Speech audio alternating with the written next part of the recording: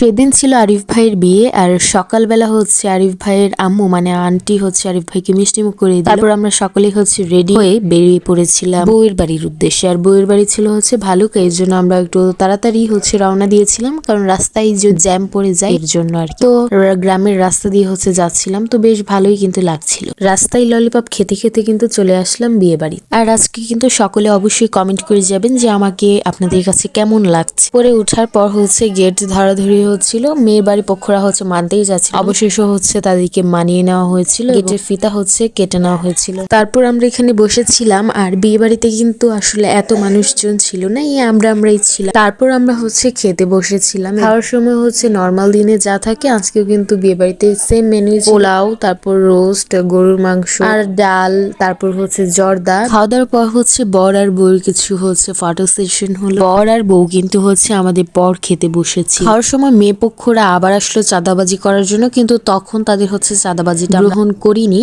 আমরা হচ্ছে চাঁদাবাজির যে টাকাগুলো সেগুলো হচ্ছে আমরা পরে দিয়েছিলাম।